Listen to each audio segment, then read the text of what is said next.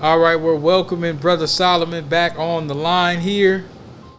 And we're going to continue the conversation on multiple different topics of Louisiana. We're definitely going to cover mountain lions, gorillas versus 100 men. We're going to put that to bed as quick as we can because there's been a whole bunch of shenanigans and nonsense going on about that, which is actually old news. But, we're going to cover it. We're going to make sure that we talk about any updates we found with those two brothers in Atlanta, which we suspect that race soldiers did something down there in Georgia. We have not heard enough about it. It's very, very, very, very unfortunate that the NAACP and the Congressional Black Caucus has not been on the ball, but that's usual. That's how they get down. But one thing that you sent me not too long ago, well, actually a day ago, in Tangipahoa, the smiling inmate was captured. What was your first thoughts before I play this article, this video? What was your first thoughts as to them capturing that dude again? My first thought was looking at that mugshot. He had nothing to lose. Okay, he was playing with house money. What was the charges? He didn't care if he got. I don't know what the charges were, but it didn't. When you look like that on your mugshot and you go into prison doesn't faze you. So he wasn't really. He doesn't seem to be. Let's find out, where is Tangipahoa at? That sounds like that's in the middle of nowhere. Let's take a look and find out exactly where that is. Because I guess the main. You say what now? He didn't seem like he was all that worried at all. No, he doesn't seem very worried. He had been in there before. People who walk the life, you meet people that tell you that they're not afraid to go to prison, and they mean it. It looks like there are people. It looks like Tangipahoa is about 80 miles away from Angola, and maybe another 50 miles away from Baton Rouge, Louisiana. Actually, you know what? Tangipahoa is 60 miles away from Baton Rouge. So that's a nice little way from New Orleans. I just don't want my listeners to think that the guy was anywhere close to New Orleans. Louisiana's a pretty good size. I mean, there's a lot of little towns and stuff like that. Louisiana's a rough place to grow up in, man. It's not an easy place to grow up. Tangipahoa. Let's go ahead and look at the article here.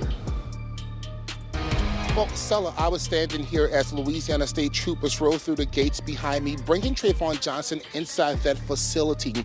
I can tell you as I speak, he is being rebooked, and neighbors are hoping an escape doesn't happen again.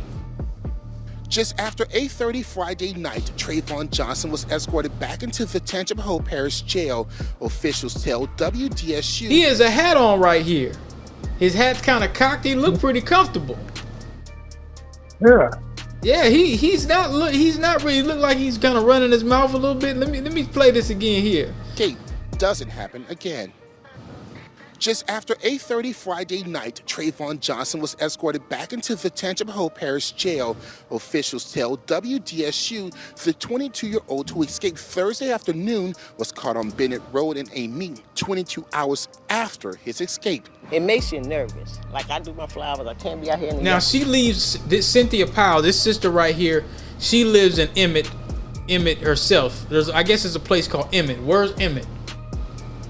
Let's find out where Emmett is, y'all. Emmett, Louisiana. It looks like it's spelled Amite. Okay, so the Tangipahoa Parish. So I'm assuming that Emmett City, Louisiana is in Tangipahoa Parish. That's what it looks like. Emmett City, Louisiana. Let's look up Emmett City, Louisiana, so we can find out more about Emmett City, Louisiana. So it's a town in Tangipahoa, Louisiana. It's a town of about 4,000 people. The first thing I see is a plantation house. 400 acres. Very interesting. That's the first thing I see when I go to Wikipedia. It looks like in 1852, the New Orleans, Jackson, and the Great Northern Railroad was chartered in both Louisiana and Mississippi. 2 years later, the railroad was opened by New Orleans to the state line. Emmett City was chosen as the practical stopping point, as it was halfway between Lake Pontchartrain, I think I'm saying it right, to the south, and the Mississippi state line that formed the northern border of the parish. Now listen to this. You probably don't know this. I didn't know this till today. I mean, I knew stuff was going on in Louisiana at a heavy pace. But in the 1870s, the late 1870s, through the first decade of the 20th century, Emmett City played a central role in the violence that gained the parish the name Bloody Tangipahoa. So they used to call this in the 20th century Bloody Tangipahoa.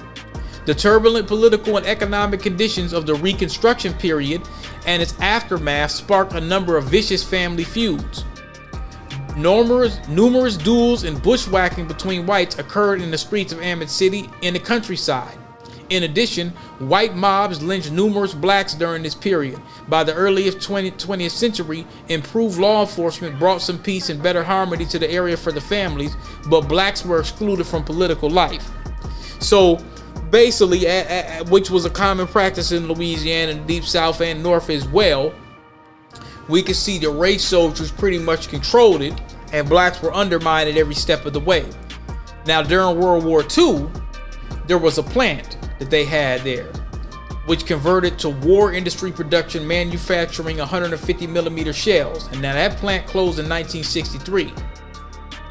In the mid 20th century, family dairy farms began to replace cotton farms. And today, Tangipahoa Parish is the heart of Louisiana's dairy industry. It is also the primary producer of strawberries in the state. Emmett City is a major oyster processing center and the home of the Oyster Festival. That's very interesting. So it looks like the population is 54% black, 40% white. So it's pretty much half and half, which is very common in the South and in the Deep South anyway. You know what I'm saying? You're going to have, you get blacks and whites pretty much. So looking at the notable people that are from that town, Reggie Porter, former football player for the Utah team. Let me see. Devonta Smith, Philadelphia Eagles player and the 2020 Heisman Trophy winner. Do you know who that is? Devonta Smith? Yeah, he's on the world champion Philadelphia Eagles. He was born in Tangipahoa. And then as a 5-star prospect, he was committed to University of Alabama. I heard they got a big team down there. Is that true? Is Alabama really popular, with their football? Yeah. Very.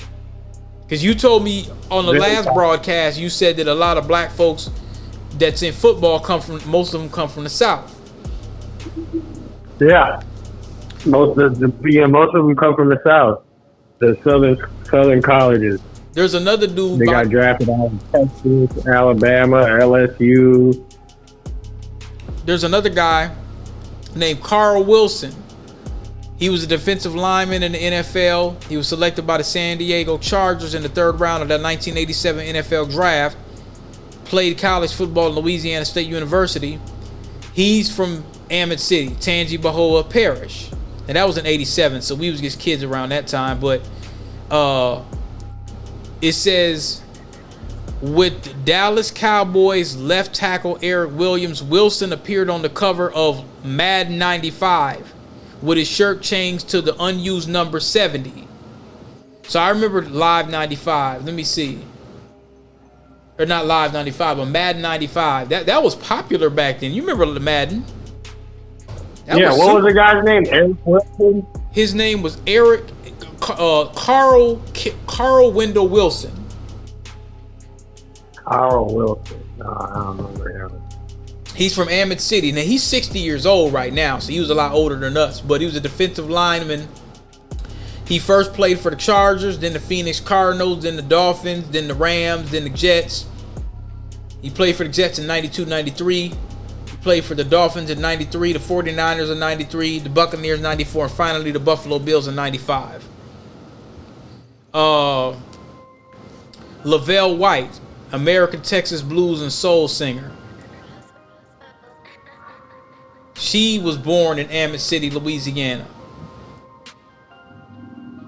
Says in Ammit City, Louisiana, that she was born. She's 95. She's still alive, it looks like it.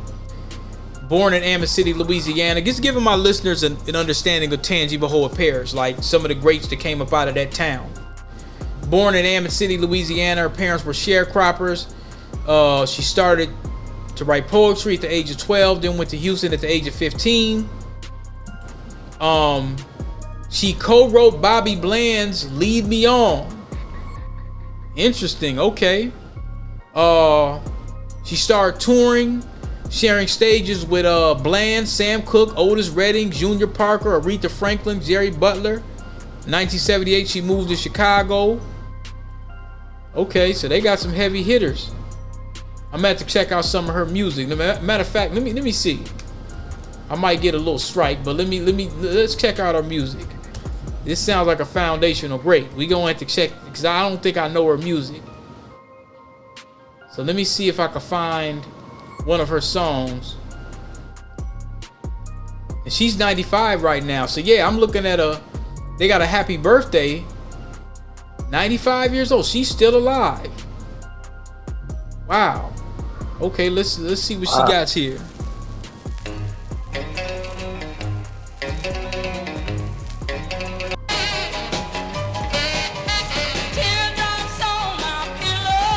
Is that her? This says Miss Lavelle. Is that her still?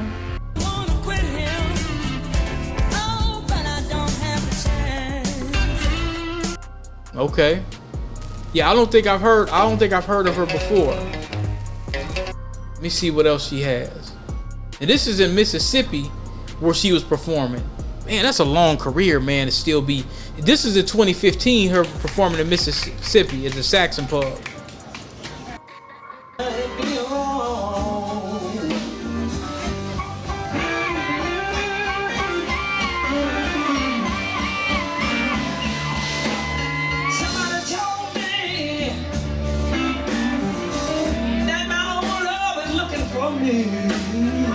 Sounds damn good to be 90 years old, man.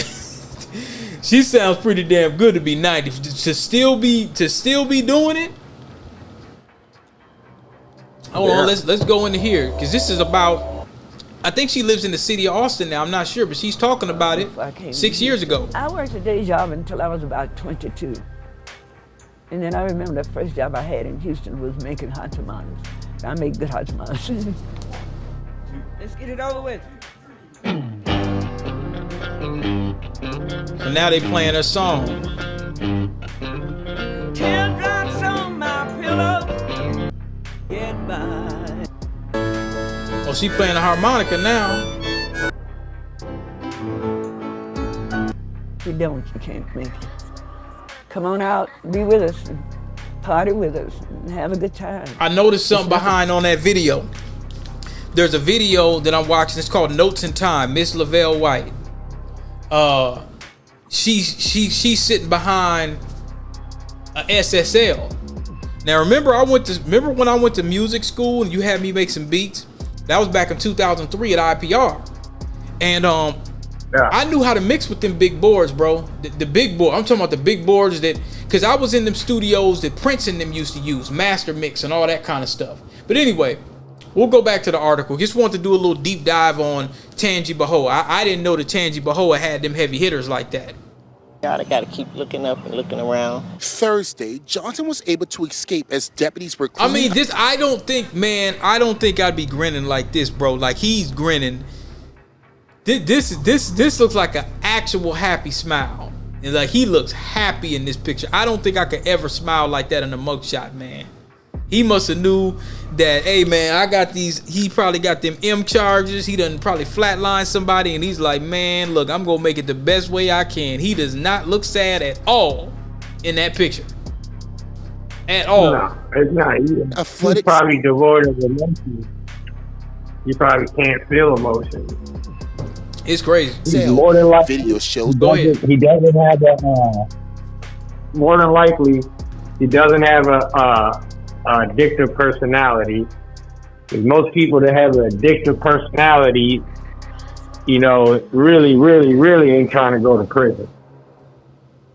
You know, you might be hooked on cigarettes, weed, alcohol, this and that. You know, what I do at night with the security work I do at night, when I'm dealing with bums, as soon as I bring up police, they're going to hurry up and leave because they're addicts. They can't do 2 or 3 days in jail without getting high. They could get so sick they'll die. So they know that. They can't sneak.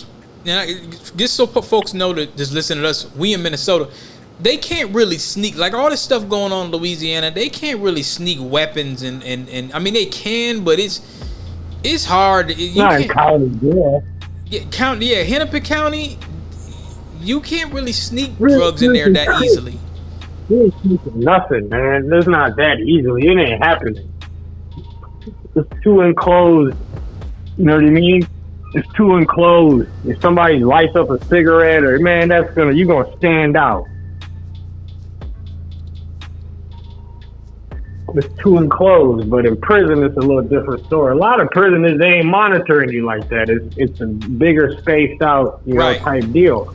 Yeah, that's true. But, you know, you also got people like, you've met people in your life that say, man, I ain't scared to go to jail. And they mean it. What they're trying to tell you is, hey, that don't scare me. I'm cool. I can go to jail. I got people in there, and, you know, I don't really have another reason is you might not have a stable place to stay. A lot of people don't have a place. You know, if you got some motherfucker who just, you know, staying over here, over there, you don't know where his next meal is going to come from, this and that. That's the kind of person that really don't mind going to jail. I mean, I got a bed. I'm going to get fed 3 times or 2 times a day. Is it 3 or 2? Well, they feed you 2 times a day. Well, Hennepin County is going to go by a little law and order, but when you know, now if you, most people, the average, that's why we're kind of doing these programs too, so kind of let people know, you know what I'm saying, the history. We're really digging into this stuff in Louisiana. If the average person really knew about that magic word, yeah, I don't think they'd be rushing to go. Like when you told me, they know exactly what it is. All criminals know what Angola is. Yeah, if the sheriff went public tomorrow morning and basically said, anybody involved in the RICO, anybody that touches a kid, anybody that shoots an unarmed kid, or you know, any kind of like real malicious crime or something, Angola.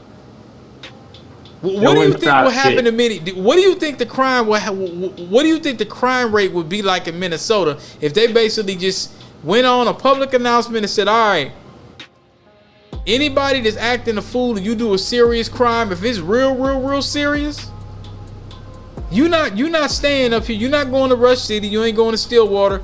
We shipping you down to Angola. What do you think the crime rate would be like? All right, not much different.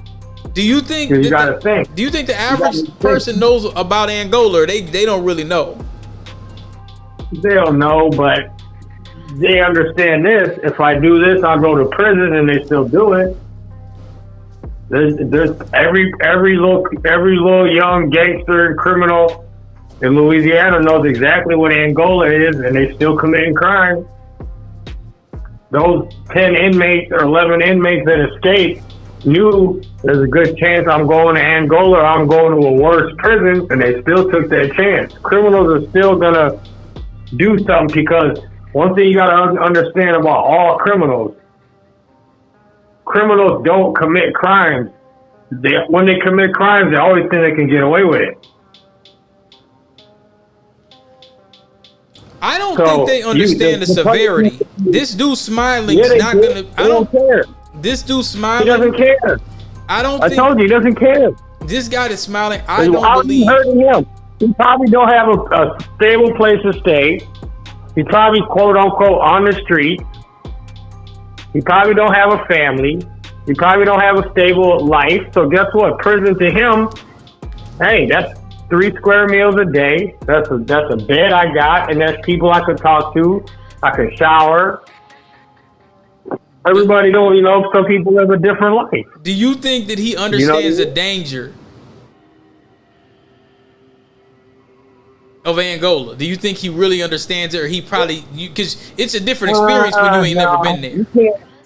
You can't understand it. Even if you're logical, you couldn't understand it until you got there. But I mean, I think he would understand it as much as you would understand going to prison for a very long time. I don't think he's worried about it. I mean, the way that you said that sheriff said that word, I mean, you said it was just one word. He said Angola. All their future, she said, all those inmates' future is Angola. There's a solution to all this. She said Angola. She didn't emphasize. That's a pretty chilling statement. She did not emphasize. She didn't get into details. She just said one word. And guess what? There'll be a new batch of criminals that won't be scared, and they'll do it again. Well, you got to think, how many inmates are there in Louisiana prison? 11 of them weren't scared. The rest of them were. There was more than those 10 inmates that had a chance to escape. They just said, man, I ain't fucking with that shit. The fear of Angola. Yeah. The other maybe couple hundred that could have easily left with them. They're there 10 hours. To be honest with you, damn near the whole jail could have left. Yeah, actually, they could have overrun it, to be quite honest. Yeah, you're right. They probably really about that 10 hours, man. This could have been really bad. They should be counting their lucky stars. It wasn't that bad.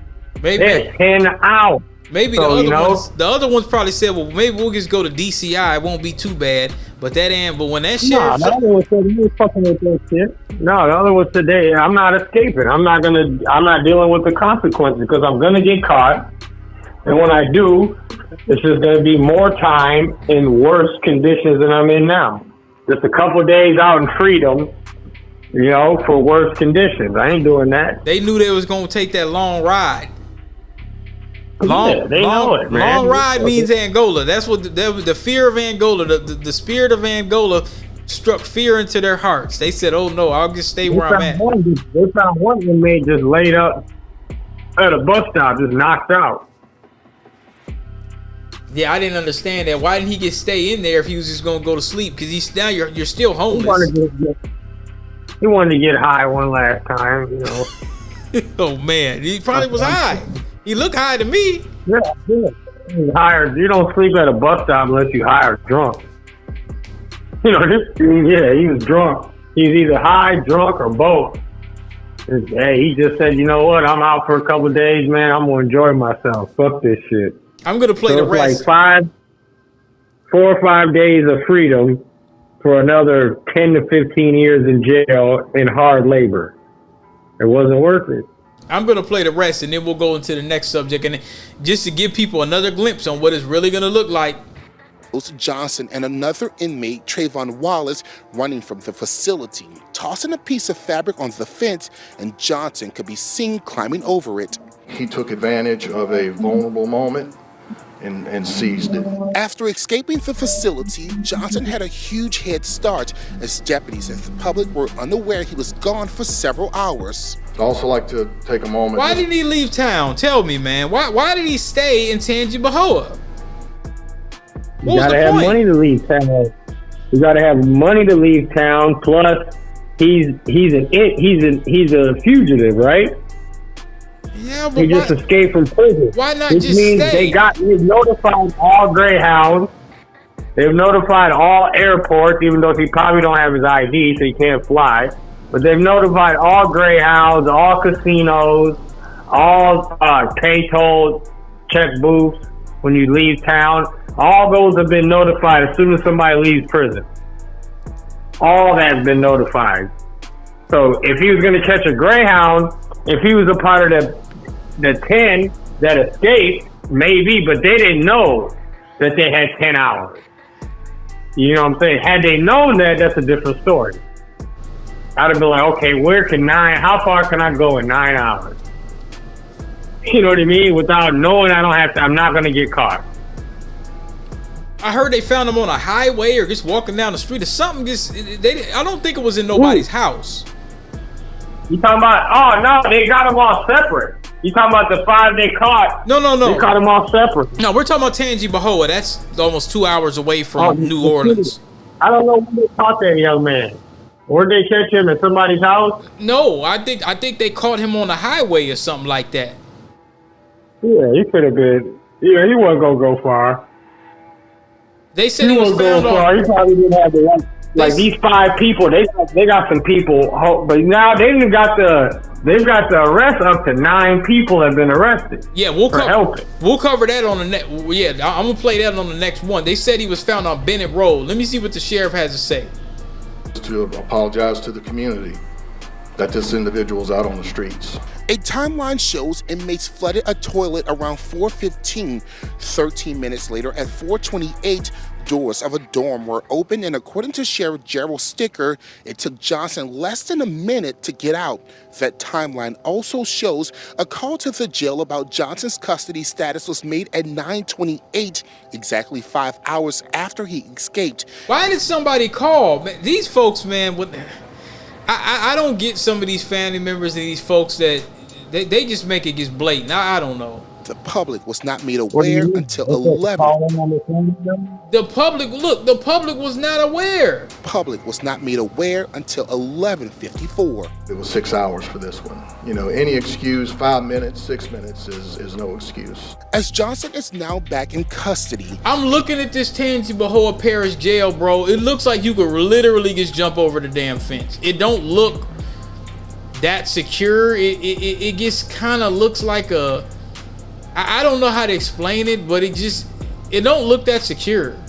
People who live nearby are hoping he and others do not escape again. Do your time, grow up, be a man or a woman, and come back out here in the real world and act like you have some type of sense that God gave you. And tonight, along with the murder charges, Johnson was already facing. He will be facing a charge for escaping. Reporting live in Tangi Bahoa Parish tonight, Jonah Gilmore, WDSU News. Here's what's going to happen with that. Wait, hold on. Damn it. Hold on. Here's what's going to happen with that. He has murder charges. Murder charges in Louisiana, you going to get at least 60 plus. If it's first degree, you getting life. You ain't getting out. No parole. If it's murder charges, if it's second degree, he's probably gonna get anywhere from 40 plus. It ain't like up here where you just get a little 10, 15 and you plead out for something. No. It don't work like that. You get major time. Because they need inmates down there to do that plantation work. And I'm going to play, actually, in a little bit, I'm going to play a sheriff that's mad that some of the inmates have changed their lives. And he said, well, we ain't got no more workers to do this free labor. Anyway, his trial was supposed to be set for this September. So that's why I was saying is like, the governor's like, man, it's taking too long for y'all to get these trials and stuff. And see, the governor's capping because he don't really want to admit that his state's in disarray. This is the fabric. Kind of like how America is America, where people say, well, the system's not working. The system's not intended to work for black folks.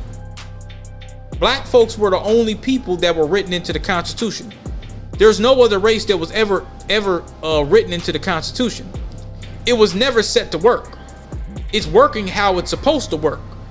But now, everybody's looking like, okay, what's going on?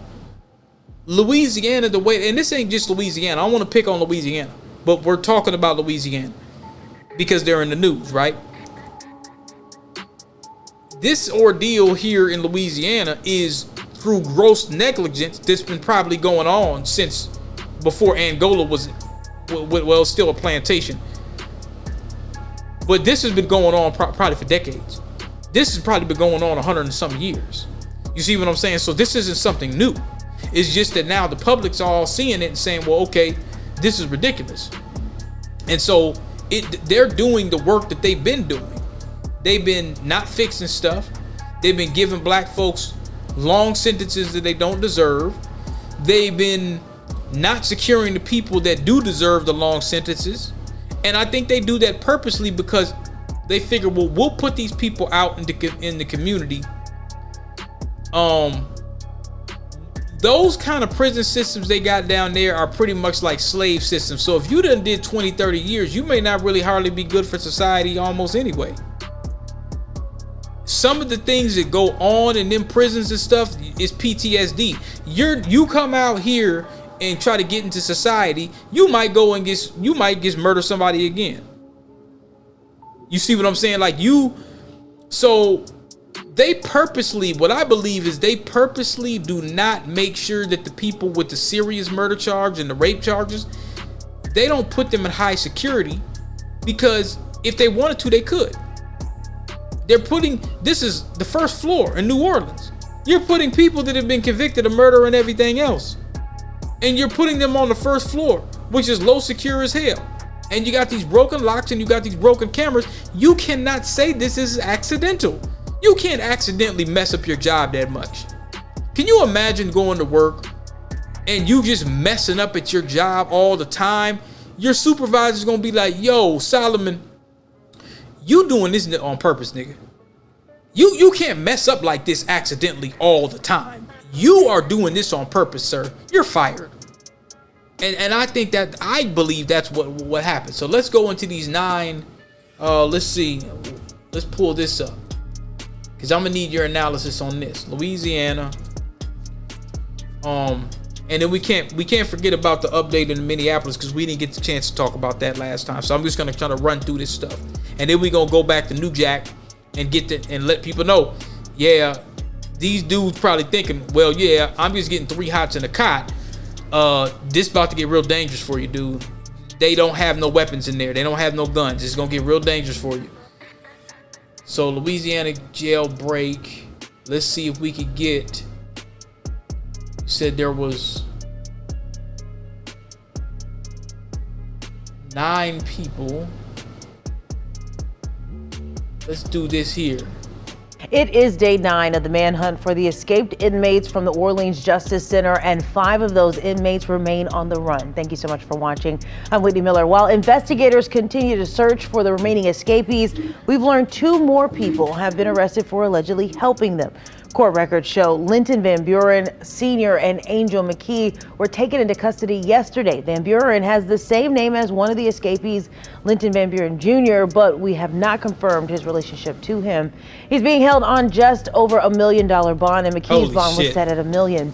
On Thursday, Casey Smith of New Orleans and Connie Whedon of Slidell were also arrested. Smith allegedly gave at least 2 inmates a ride, and Whedon allegedly sent money to escapee Jermaine Donald, who hasn't been caught yet. I'm looking at these mugshots. I'm gonna go to one. Now, Casey Smith, she looks kind of like, damn, I got caught. Connie Whedon, then this is an older lady, man. She's almost 60. You can see her gray hair is like, she's looking kind of like, man, fuck. You know what I'm saying? Like she looks like remorseful, kind of like, damn, because you gonna get 5 years for this probably.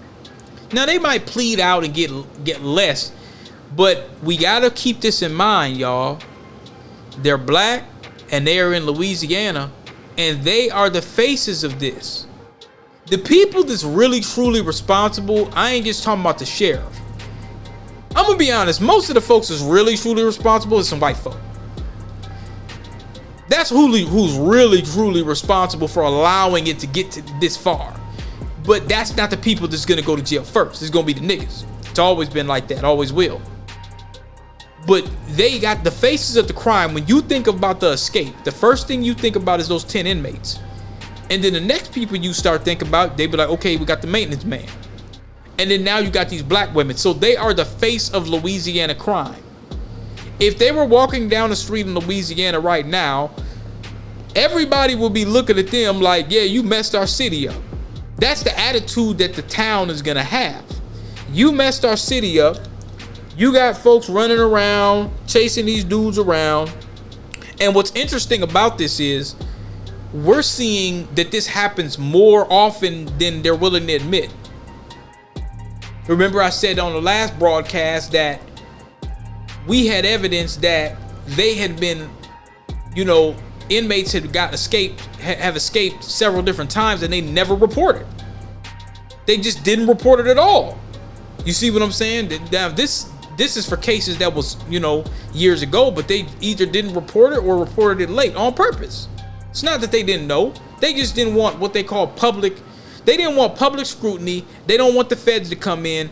They don't want people to say, hey, what the hell is going on in these damn jails? And why aren't people doing their damn job? So this lady here, Connie Wheaton, she looks like she's around 50. Courtney Harris, I'm looking at her mugshot. Not bad looking, to be quite honest. She's kind of looking like, whatever. You know, she don't look too.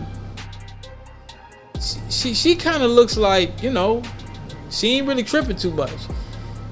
Cavarte Baptiste, she's got a little grin. She's looking like my man out of Changi Behold. You know what I'm saying? She's looking like she ain't, you know, she got a little smirk on her face. Like, nigga, yeah, I did it. You know, she's looking like she got a little smirk on her face. You know what I'm saying? So maybe she's just like, yeah, whatever. You know what I'm saying? I did it. Here we go. They joined Courtney Harris and Cavante Baptiste, who were arrested earlier this week. Harris for allegedly giving two fugitives a ride, and Baptiste for allegedly hiding and feeding inmate Corey Boyd before he was eventually caught.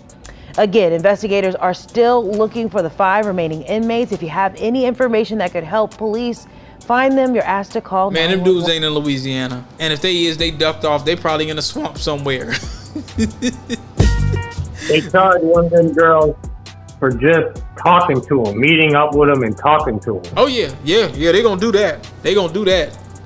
You know, just meeting up with a person. Though. Yeah, that's ridiculous. That's really not even I mean, just meeting up and having a conversation. You could be any nigga that meets up with them. Basically, they're saying, well, you should have called us. She's like, well, shit. Yeah. No, like, I didn't help him. I just talked to him. But they probably got maybe some phone records or whatever. It might have been an old girlfriend or, you know, like a homie from school. She might have met up with him and been like, hey, man, what's going on? Is you really trying to be on the run? Like, you know what I'm saying? Like, that's what that sounds like to me. If you said she met up and just talked to him, if you're telling me they got that much information, she probably was just like, you know, this is the homie. I'm just, hey, what's going on, man? Is you really trying to go through with this shit? She probably like, look, man, I ain't trying to go to Angola. I ain't going willingly. And she probably was like, all right, you know, whatever. And went on about her way. When they get these 5 that are still at large, when they get these 5, how many more people are they going to arrest through them? It might be more. I'm going to tell you what they're really worried about. Oh, it could definitely be more. I'm going to tell you the people they're really worried about the most. They're worried about Massey and Groves. They're really, really worried about Groves because they feel like with Groves,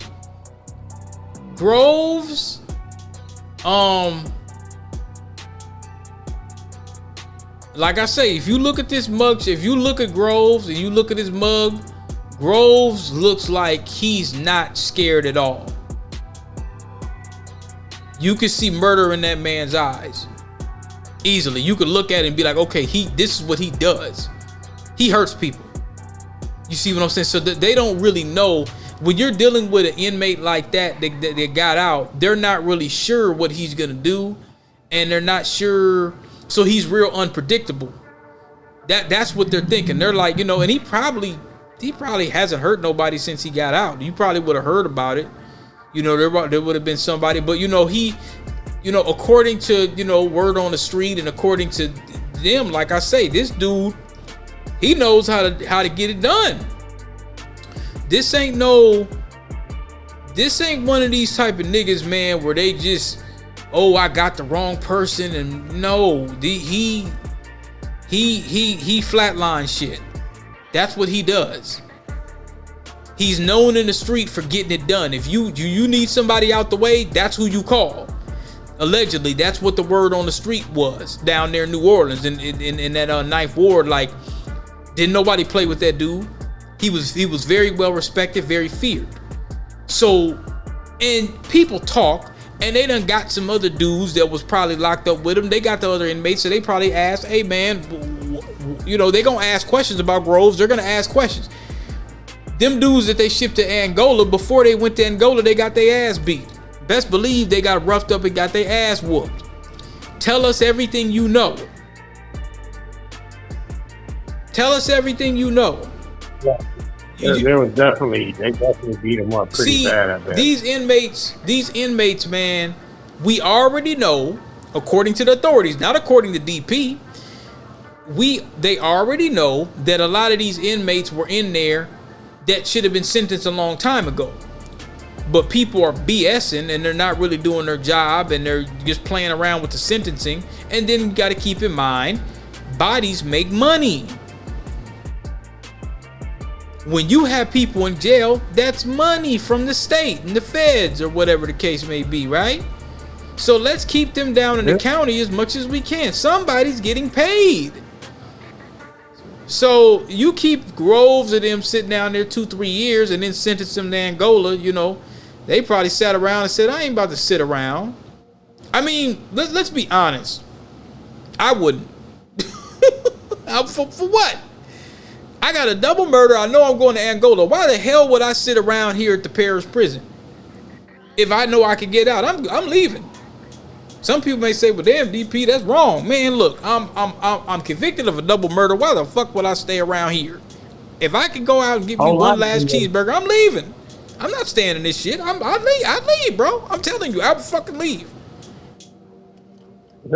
Shit, you seen it. They had a chance to get out and they got out. Man, one last time, I'm gonna try to beat some buns. I'm gonna try to get me some Perkins and pancakes one last damn time. That's exactly what the 5 are doing. They hanging out with girls right now, getting fucked up. Catch me if you can, you know. You know, like when you were telling me about like drill music and the impact that it, you know, Groves, if Groves was do you know if Groves had I don't know if that nigga got an Instagram or whatever, but he's like the King Von Louisiana. You know what I'm saying? He's like, you know, he's, you know, if he was rapping, you know, it's a bunch of little hood rats that's gonna want to sleep with. I mean, he got respect down there. You know what I'm saying? He ain't got no problem with no women. You got to think women like niggas is dangerous. Because, okay, think about it from this standpoint. As negative as this may sound, what I'm getting ready to say, women like a nigga that could put in some work if he needs to be. Not necessarily abusive, but you got to think about it from this standpoint. Let's say she's shopping, right? And she's going and she's buying some clothes, or she's down at, you know, let's just say Cup Foods for the sake of it. And she runs to some dude and the dude smacks her on the butt and calls her a B word and all that. You know what I'm saying? Like, she wants a nigga like Groves. You know what I'm saying? She wants some nigga that's go put that work, you know what I'm saying, to go strike some fear in their hearts. He got that kind of reputation on the street where she was like, yeah, hey, don't talk to me like that. My man is Groves. Oh, my bad. Hey, I'm sorry. I didn't know that was your baby daddy. I didn't know that was man. You know what I'm saying? Dangerous nigga. You know what I'm saying? He's not looked at as no lame. You see what I'm saying? Like, if you look at the hunters and the gatherers, if you look at the people that built, the men that architected and built and designed stuff, it's not a happy story. Look at Leonardo DiCaprio and Revenant and stuff like that. He wasn't no damn lame. You know what I'm saying? He had to put some work in. You know?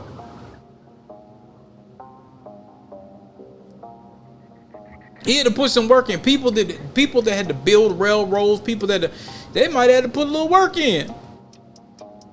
You see what I'm saying? Like yeah. Violence, unfortunately, on the planet, you know, got stuff done. I hate to say it like that, bro, but you know, violence, unfortunately, has got stuff done. And they identify with a dude like Groves because they're like, okay, yeah, he's dangerous, but guess what? If she hears something late at night, she feels safe with Groves. I'm taking a different side of it. You know, I'm looking at it psychologically a little different. Yeah, okay, he's a murderer, but she feels safe with Groves. She don't feel safe with some lame ass nigga that got a bunch of excuses. She feels safe with a dude where if she hears someone breaking the house, Groves is not gonna tap her and talk about, well, you know, I'm scared. You know what Groves gonna do? Groves gonna pick up that damn AK-47 and go downstairs and handle business. Everybody knows. You know what I'm saying? Groves is dangerous. She feels safe with a dangerous dude. All women feel safe with a dangerous dude. You see what I'm saying? Like, they do. So, you know, they gonna be probably sending that nigga letters. And now if he keeps that same energy in Angola that he kept in the street, you know what I'm saying? People still gonna, you know, send letters or whatever, this, that, and third, maybe, you know, so. But a lot of times what happens is that don't transfer. You know, now, if he, and see that's another thing is, you know, the guns don't matter once you get into them maximum security prisons and them places like that. It's all about your heart. But if he keeps that same heart, then he ain't gonna really have no problems. I mean, it's gonna be some issues, but he ain't gonna, you know. So, but anyway, yeah, like you said earlier, you know, those folks, they might get 2 years when they plead. They're not gonna go, but see, they're gonna sit in the parish for a long time. The women ain't going to Angola. They might ship them somewhere more secure because they got to have a scapegoat. You know, I'm not saying what they did wasn't. I'm not saying what they did was right, or you know I'm not saying what they did was right. What I'm saying is we're dealing with a full core white supremacist system where, okay, it's $1 million bail. You freed some inmates, but the inmates escape all the time because of your system. But for a murder in Louisiana, the bail is $250,000. They haven't murdered anybody, but the systems, Louisiana, the governor's like, hey, you release people that could do it again. And that's true. I'm not gonna argue with that. I'm not stupid. You dig? I'm not dumb, bro. So, you know, I'm not dumb. I'm not looking at it from that standpoint. But before we move on to the next subject, because I'm just gonna keep it moving, there's some updated news. I want to ask you what you think about this.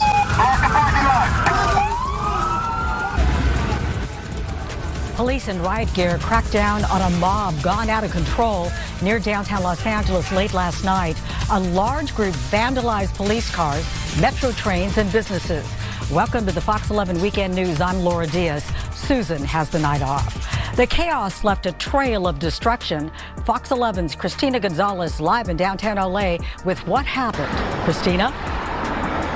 Yeah, you can see some of the destruction behind us, some of the windows. Sounds like a lot of lames, but I'll let her continue. To break in. You'll notice that people who work in this area did not want their faces on camera when we talked to them. They say this crowd was pretty scary. Take a look. Crowds of people leaving the rooftop of an empty warehouse on Trinity Street. I'm not seeing too many black folks. I'm just saying. I'm not seeing a lot of black folks, seeing a lot of Latins right here. In downtown LA. LAPD responding to what they describe as an unpermitted music event that quickly escalated. Fireworks lit on the street as the crowd moved on to Washington Boulevard, with LAPD tactical units right behind them. I'm getting some goth vibes. This doesn't really look. This looks like them little gothic people or something like that. It looks real like gothic. Do you remember in school, bro, when that little group, they used to stay by the statues, not right in front of the statues. They didn't stay right in front of the statues. But do you remember when them little goth people with the black fingernails and all that kind of stuff? Do you remember that little group that they kind of stayed to themselves? Yeah. Okay, now do you remember And she actually, you know, she looked all right. Kind of weird though. But do you remember that black dude? He used to bark. I don't know if the nigga thought he was DMX or whatever, but he used to wear like the DMX chain. He was a dark skinned bald nigga. I used to think he was DMX, and he used to rap a little bit too. But he had this goth chick. He had a goth. He was cool. Yeah. So I never really talked to him. But what I'm saying is, if you looked at this video, the girl he used to be with, I remember he used to, every day at South, I seen him just walking with her. You know what I'm saying? I used to see her walking with her all the time. And I don't remember talking to him. But he was cool, you know what I'm saying? He kind of kept himself. It just be them two. Walking through the hallways, or they be standing there, and every now and then he be hanging with the little golf people, the goth people. You know what I'm saying? So he was a little strange, but you know, he was cool. That's what reminds me. I looked at this scene of these people that's been doing all this stuff. This don't look like no LA niggas. This look like one of them little goth groups. Like they just did what they call them little well, it's a little flash mob or something like that. You know what the younger folks will do. What they'll do is they'll all meet up and start acting a fool. Video here of metro trains covered in graffiti. Police saying the line was temporarily stopped in Washington, where partiers marked up the trains as they banged on windows at stuck passengers. The crowd leaving their graffiti mark not only on the trains, but the businesses all along Washington at Trinity. It definitely is a lot. Dumbfounded customers reacting at the few businesses that opened today at a mini mall off Washington, where almost every inch of walls and windows. So y'all targeting the small businesses. See, now we got to go into something else before we get back into Louisiana. This is something that I'm going to have to say, and I've said this in one of my other broadcasts, and me and you, we may have to dig into this for the next 5 or 10 minutes. But now, let me see if I can figure this out. This is Fox 9 News at 9. Really emotional. This was the day that he was actually killed. It's been 5 years since George Floyd took his last breath under the knee of a Minneapolis police officer, sparking worldwide calls for change. The viral video of him begging for mercy for more than 9 minutes. All right, let's continue. Motions here at 38th and Chicago as George Floyd's family, friends, and the community gathered here at the place that all happened 5 years ago. Parts of the event were lively with live vendors, live music, and food. Then it ended in a somber mood with a prayer, vigil, and work. The weekend, people paid their respects as yellow. How far we have come. How much work is left to do, that's undone. And I'm always optimistic that as long as we have breath. Young, and we want to continue. No one tells us. Hatred, you saw what power and control, and you've seen the way that people of color have been getting treated throughout time. Got away with the murder. You saw what systemic racism, you saw what hatred, you saw what power and control, and you've seen the way that people of color have been getting treated. You know what I'm getting ready to say, bro. When I hear those words, he didn't say black, people of color. See, here's the issue, man. I just heard some black business owners on 38th in Chicago, because I refuse to call it George Floyd thing. You know me, man. I never went up there. I wasn't interested in the Instagram and the clout and all that bullshit. They said they got over 8 art organizations. Art's cool. Here's my thing, man. 38th ought to look like fucking Tulsa when Tulsa was in its top-notch prime. Everybody knows. 38th in Chicago should look like Edina by right now. And you have black business owners that have been calling out some of the city officials saying, hey, folks just pop up for this right here, this shit right here. This is what I have an issue with. Folks will pop up. I'm not talking about necessarily family, but that really that made my spidey sense pop up. You didn't even say the word black, nigga. I ain't with that people of color bullshit, because we know that ain't. When you start hearing Negroes say that, you got to start asking some questions. But the family got people of color that can mean that they're mixing all non-white people. Right, but just category. say black, because black folks are the ones. It wasn't people of color that got lynched on 38th. It wasn't people of color. Mike Brown wasn't people of color. Tamir Rice wasn't people of color. Sandra Bland wasn't people of color. Emmett Till wasn't people of color. That people of color was that minority coalition code word to not say black. That DEI BS that I've been rallying against for the past, I don't know. I'm telling you, bro. Here's the problem. Now we're keep talking about people of color, DEI, but you got black business owners that are saying they have trouble. How? You got all these nonprofits that are gonna rake in all kinds of money. You got Black Lives Matter corporate. The family got their 30 million. And it's 5 years later when we have a candlelight vigil and it don't look like Tulsa yet. They said they didn't want the police up there at one point, right? The ambulances said they need support. Folks was getting shot left and right after the fact. What's the whole point? Why isn't all that stuff cleared out the mix, and why ain't that looking like a shining, sterling example of black excellence? I haven't heard anybody in Minneapolis ask that question. It shouldn't look like that. That shit should look top notch. Well, here's the thing: is they gave it to the people controlling it. You know, as an organization. I think it's a black LGBT kind of organization. Unbelievable. That's controlling it, but you got to understand. Okay, like controlling an area. It's similar to like a gang. To do what? There was a time that people used to tell me, you run in a sewer neighborhood. You know what I used to tell them? You know who runs and controls the sewer neighborhood? A white dude named Sewer. That's who controls the sewer neighborhood. That's who's running the sewer neighborhood. It's a white dude named Sewer. So if you control the Chicago 35th? 38th. If you control that area over there, 38th, who owns the buildings? Is there anybody black that owns any of those buildings? Who owns the gas station over there?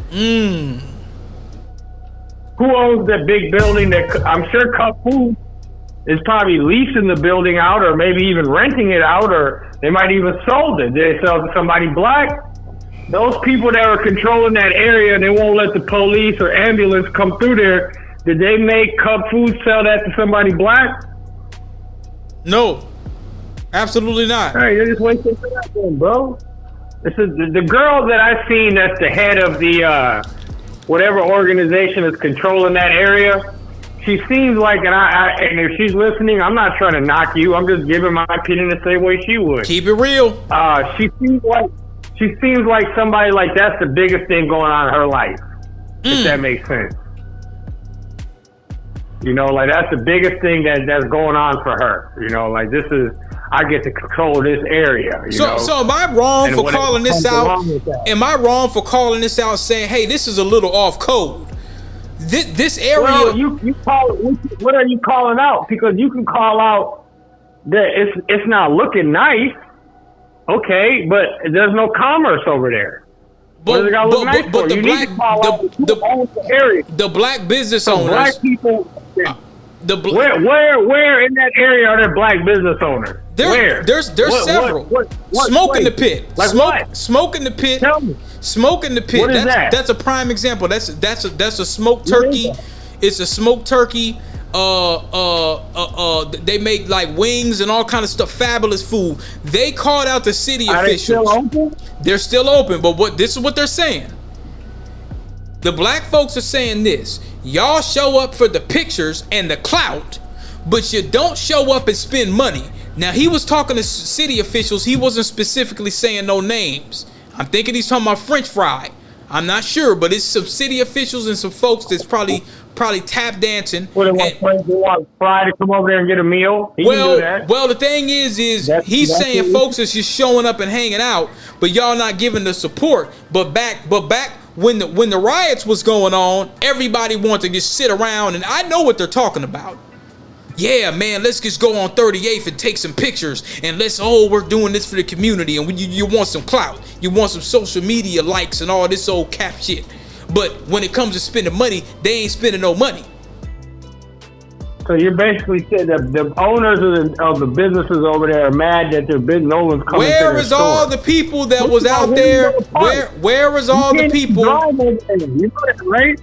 Where's all the people that was up there hanging out? First of all, you're ignoring me. You know you can't drive over there. You got to park and then walk. All right. Okay. Why can't we drive over there? Well, because the girl and all them, they done blocked the area. Then you can't even go through there with an ambulance. Then move that shit out the way. I'm sorry, Minneapolis. I'm gonna move it. The business owners need to do that. They need to move all the sanctions off from 38th and just have it be another block like anywhere. Open it up. It shouldn't shouldn't look like Normandy from Saving Private Ryan. Move all that shit out the way. The hell with the candles, and get some black-owned businesses in there that shit should look like Tulsa. This is embarrassing. The girl that's running that and her little organization, whatever it is. But here's the thing that people don't realize. The real conversation needs to be with the city, because the city can just take that back whenever they want to. They're just being nice.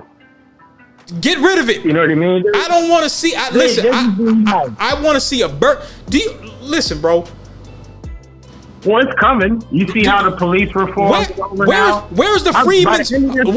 Let's talk about it from the foundational Black American perspective. Where's the Freedmen's Bank? It should be a bank up there. It should be that shit should look okay. Here, people gonna get mad when I say this shit. Why was Floyd killed? Now, he was killed by a race soldier, we know that. But what was he doing in that store? Why did the police get called on him? A fake bill, right? Well, the bill was fake, right? No. He was accused of coming in there. He was accused of coming in there the time before with a fake $20 All right, bill. so now let's get deeper. Let's get deeper. If that nigga was making $100,000, do you think he would have got lynched on that corner? Oh, people gonna be mad at me.